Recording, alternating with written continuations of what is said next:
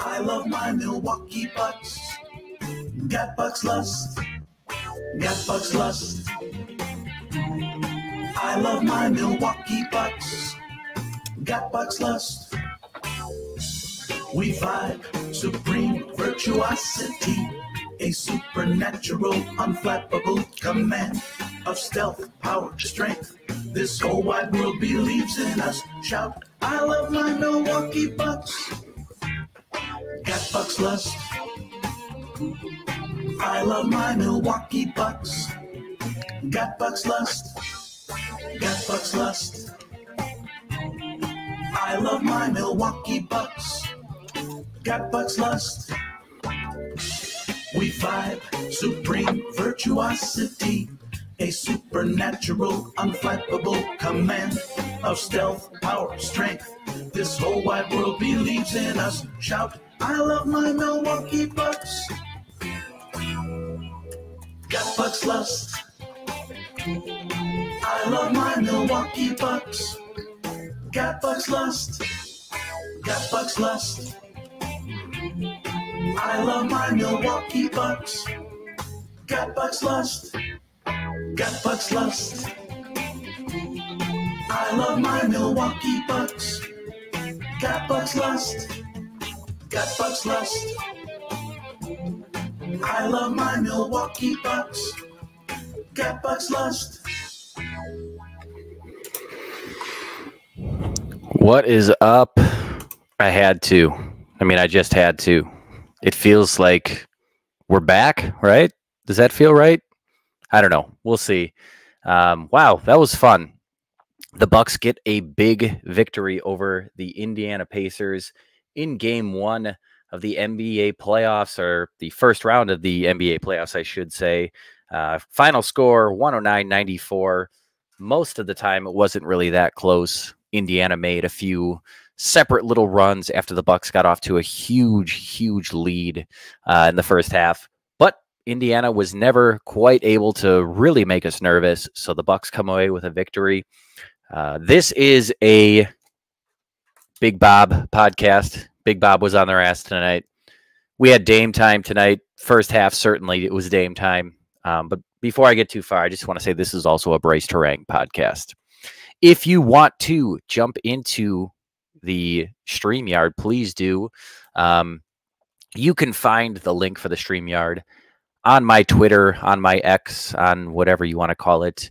We are at Bort's Basement, BORTS Basement, on Twitter or X, whichever you prefer. Or you can find the link at The Hot Take Jake. Hopefully get to hear from some of you. What a fun sports weekend for us Wisconsin sports fans. The Brewers also completed the sweep of the Redbirds on the road, which is always fun to stick it up the Cardinals' ass, and did it in a pretty different but cool fashion. And Brice Turang just continues to be the MVP of this team, in my humble opinion. But right now, it's all about the Bucks. So let's get into it. First off, you saw what happened with Damian Lillard. Just an epic first half of basketball. And yeah, I don't know, did we see that coming? I'm sure there was a lot of you that did see it coming. I know Mr. Q from the Winklerverse had a lot to say. This is probably a nice night for him to take a victory lap. So I'd love to hear from Q or any of you guys that may have been at the game, or even if you weren't at the game, but you watched it and got as much enjoyment out of it as I did. Damian Lillard was absolutely on fire in the first half. Ended up getting 35 points in the first half. Oddly enough, did not score in the second half. Did not need him to. Pretty much mission accomplished. For me, at least, it was mission accomplished in I wanted to see Damian Lillard look like Damian Lillard. We had very sporadic glimpses of what we assumed we were getting in Damian Lillard when the Bucks made the trade. And not enough for us to feel comfortable going into the playoffs, particularly without Giannis. So it was just refreshing to see him hitting some of those huge shots, some of those, pull it out of your ass kind of shots that you would see him pull off in Portland. It warmed my soul. But beyond that, it didn't really. After, he had his runs where he got hot and, it was like he couldn't miss anywhere. But after he cooled down a little bit, I didn't feel like he was forcing anything, which is also refreshing to see at times this year, not just with Dame. So I don't want to just pick on him, but this team does at points seem like they would get a guy hot. And then it was like, well, I'm just going to keep going for mine, even if these, 3 in a row don't fall. So Dame was still looking to get everybody involved. And it was just a nice kick to the nuts of the Indiana Pacers, who I'm sure were feeling themselves big time going into this series. A couple other notes from the box score here. Chris Middleton played 34 minutes, had 23 points on 9 of 14 shooting, so we'll take that. That is efficiency at its finest. 10 rebounds to go along with 4 assists. Did have 5 personal fouls, but he made them all count. He was able to stay in the entire game. Bobby Portis starting tonight, 30 points, 7 of 15 from the field with 11 rebounds. We had Brook Lopez with 11 points on 5 of 10 shooting.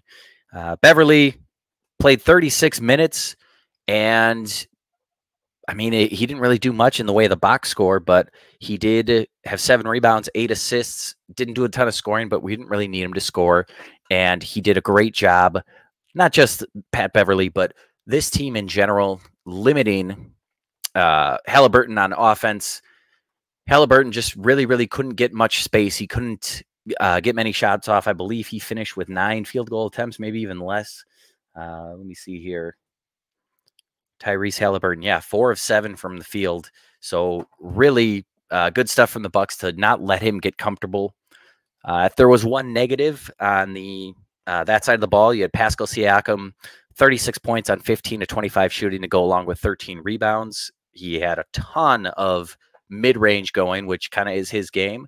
And as much as it sucks to see him put up those kind of numbers, I think given the way that they were able to limit everybody else, I think you live with that big time. I mean, obviously, given the final score, given that you got a W, just let Siakam go crazy if this is what we're going to get. But a big collective sigh of relief for a lot of Bucks fans this evening, pretty much across the nation, I'm guessing, because I don't know, I will admit I was one of those fans that kind of wasn't feeling this team. I did say going into the playoffs that nothing would surprise me, that being they could be swept. They could sweep Indiana. They could look dominant. They could look lifeless. That's kind of been the story of this team, is that they haven't really had an identity up to this point. Every time that they really, really seemed like they would get rolling, they go on a losing streak. They would look lifeless. They would look, I don't know, lackadaisical, almost as if they wanted to be anywhere else but on the court. So it was, I'm not going to say I'm all the way back with this team yet. Obviously, a win is a win. But I need to see more. Lillard, you showed out tonight. You showed out in the first half. Let's see it now in game 2. And I'm not saying I need 35 points and a half again, but just show me that you're Dame still. Show me that we're getting Portland Dame in this playoff series. I think the plan with Giannis, who was listed as doubtful, although pretty much everybody knew that there was no chance he was going to play tonight. I think the plan is, and they could be playing with fire here, it could be kind of similar to what the plan likely was last season, where, it's the first round. If you can, you hold them out, and then it's, you lose a game or two. All right, let's try to get them back on the court. Although ideally you'd like to hopefully take care of business without them.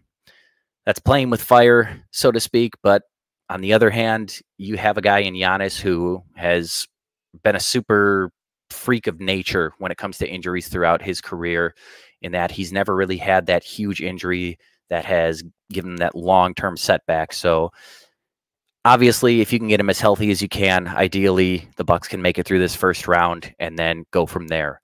But I'm not going to count any chickens before they hatch here. Indiana has still proven that they have the Bucks number at times this season, and they play a certain style of game that can just make the Bucks uncomfortable. So they're a team that pushes it. They love to get going on the fast break. They were the #1 offensive team in the NBA, so naturally nothing to scoff at. A couple other things that I noticed from the game tonight. Defensively, there were lapses at times with Milwaukee. At times, it seemed like they were really, really kind of, putting their, or what do they call it, pinning their ears back and getting after it. And other times it did look like kind of had that regular season energy. Okay, that's fine. I understand you're probably going to need to save some of that. But one thing that really has continued to drive me nuts about this team, and I don't want to dwell too much on the negatives, and that is that the rebounding technique for this team, it's deceptive for me to say the word technique when I talk about their rebounding, because by saying technique, it would imply that they have any. Drives me crazy. I thought maybe in the playoffs we'd see a little bit more intensity, but you guys box out, leave your feet when you're going for a board. Every single possession is critical in the playoffs. So please, oh please, Doc, if you can hear me, if somebody that is at any way connected, get on these guys' asses to grab the boards and to show some effort on that side. Offensively, a friend of mine had texted me a while ago that, is it him or do the Bucks seem, when Giannis is out, they look like world beaters, or when Dame is out, they look like world beaters, but they still haven't figured out to get those two going at the same time. So there's some validity there. It's been frustrating that it's pretty much taken a entire season and they still haven't figured out how to play together yet. But at least if you're able to pull this off against Indiana in the first round without Giannis, I think that does provide a huge confidence boost. All right, we do have a comment on YouTube. Niram says, what's your prediction if Giannis doesn't play a single game this series? Okay, I think he's calling me out. I think I predicted a Pacers sweep if Giannis didn't play a single game. But more than happy to eat crow. You are more than welcome to bring that up. Anybody that wants to bring it up on the show, I totally cool with it. I will eat every bit of crow that I have to with this team, particularly if it leads to similar results to, I don't know, what was that, 2021? Yes. This hat stays on, by the way, until they lose. Let's see here. A couple other notes from the box score. Indiana, Miles Turner had 17, 5 of 17 shooting, so you're more than happy with those numbers. If it's going to take him 17 shots to get there, go nuts, Miles. Aaron Nesmith had 7 points on 2 of 9 shooting, and Nembhard had 6 points on 2 of 6 shooting, so not a ton of production from their starting 5. TJ McConnell, a guy who has destroyed the Bucks at least this season, pretty pedestrian, 10 points off the bench, 5 of 13 shooting, 2 rebounds and an assist. So again, the final score I don't think is indicative of how much of a beatdown the Bucks put on Indiana today. Do want to also give a shout out to that home crowd. Another thing that I was kind of skeptical on, kind of going into the game today was, yeah, the crowd better bring it. I'm not going to hold my breath though, because it's a different kind of crowd. It's a, I don't know, I don't want to say snootier, but generally as the ticket prices go up and the demand for those tickets go up, you're probably not going to have the most rowdiest hardcore fans that are going to the games. But I thought it was pretty good, particularly when Dame was on one and just burning Indiana. It was great to see the crowd actually feel that energy, feel that emotion. Same thing goes for Pat Beverly. Every time he got taken out of the game, he's trying to get the crowd pumped, getting people off their feet. It's great to see him and Bobby together when they're doing their thing. So, yeah, I mean, tremendous Bucks victory. Where do they go from here? Game 2. Indiana is still a good basketball team. I don't think this is a situation where, in years past, like I think of, what was it, the bubble year where, they play a team like Orlando, and Orlando was like a default team that just, they were in the playoffs because somebody had to get into the playoffs. I don't think it's going to be a series like that. I do think this probably goes 6 games or so. Indiana they are a perfect matchup for the Bucks to exploit their weaknesses. The Bucks being, I believe, that's still the oldest team in the league, if not, I think it was between them and Golden State. But a team that you can definitely run on, get up and down the floor, and if the Bucks aren't on their game, Indiana can just kind of run them out of the gym. So I don't think they're going to be a pushover. Game 2, I'm not going to predict an Indiana win, but I do think it's going to be closer. And I think if Indiana can get a split, they would be ecstatic to go back home, just kind of getting a game here in Milwaukee. So we'll see what happens. The Bucks, much different team on the road. So going into what used to be Conseco Fieldhouse, I don't know what it's called now, but great arena, by the way, in Indianapolis. Hopefully we're going into there 2-0. This does give me a little bit of hope.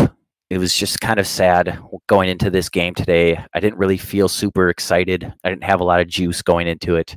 But the Bucks, they proved me wrong, and I'm more than happy for them to continue to do so. I do want to talk a little bit about our Milwaukee Brewers. As I said, to kind of kick off the show, they got the big sweep today, defeating the St. Louis Cardinals 2-0 and completing the sweep. Great series. I like that they won in a few different ways with this series. So yesterday the bats came alive, and then for the most part, the rest of the season there, or rest of the series, I should say, not a whole lot to speak of with the bats, but pitching was there to pick them up. So Brewers get the 2-0 victory today. Yesterday was 12-5. As I said, the bats coming alive. And then Friday, I believe the final was 2-1. That one going into extra innings after the Brewers gave up the tying run in the 9th inning, but were able to go ahead and get one back right away in the 10th. So it's cool that this young team got a couple of victories that weren't just let's smack some home runs, put up 10 runs off this board and get the hell out of here. It's going to be, if you're hoping that this team is competing for a playoff spot, you want to have them take their lumps and have to kind of grind out some of these wins. Let's look back at the series. So as I said, on Friday night, we had Fastball Freddy on the mound. He ends up going 6 innings, perfect 100 pitches, 7 Ks, not a single earned run, just 4 hits, did walk a couple. Again, that's, if you're going to get that from Freddy Peralta, just find that consistency. You're going to be winning a lot of baseball games. On Saturday, the Brewers get 12 runs. The bats come alive, including 3 big hits from Contreras, 2 big hits from Hoskins, who also had a mammoth home run shot. Turang ends up going 2 for 5, and most of my focus in the Brewers portion of this podcast is going to be about Brice Turang because this kid is insane. Again, today, another couple of hits for him today. If this is the Turang that we are going to be seeing this season, I think the Brewers may just kind of be pushed over the edge as far as trading Willy Adames. Probably not what a lot of people want to hear right now, considering the Brewers are in first place, and probably, not too many people peg them to be a first place team at this point in time. And Adames is playing pretty well, but he has his looming free agency here. And I don't know if a team like Milwaukee, unfortunately, with the way the game is structured, will just be able to just say, yeah, we're going to go for it. We're going to keep Willie and just kind of get a compensation pick for him at the end of the season. It's one of the reasons why I just can't stand the way baseball is set up. Teams like Milwaukee will always be at a disadvantage when it comes to things like this. Adames and Turang is a hell of an infield, but if Turang is going to hit like this, I think with the way he is in the defensive side of things, ideally get him over to shortstop. That'll even pump up his value even more. And there's just so many ways that you could go if you decide to trade Adames, whether that be to continue to stock the farm system, or maybe you decide you need another arm, so you want to go get a premium pitcher. Willy Adames, those guys like that don't grow on trees. If I had my way, I would love to re-sign the guy and just keep building around him, or build around him and Turang in your infield. But we also have to be realistic with things. So this is all a little bit premature. What are we, less than 20 games into the season now, or around 20 games into the season? So Turang has a lot to prove yet before we can just kind of make that call. But the trade deadline comes around, and Turang is still sitting north of 300 and still stealing bases like he is, dominating defensively. It's just something that I think we as Brewers fans probably have to come to terms with, that they're going to be listening on him. So yeah, we are, what are we, about 20 minutes in here? Doesn't look like anybody is really interested in joining tonight, so I'm probably going to say goodnight to you guys, but wanted to just do a quick recap. Please, if you can, retweet our Twitter account, our X account, Bort's Basement, and the Hot Take Jake. Again, the plan here is to move forward and do as many of these post-game shows as we can. Love to talk to you guys. Love to hear from you guys, and appreciate you listening. So we'll talk to you next time. Thank you.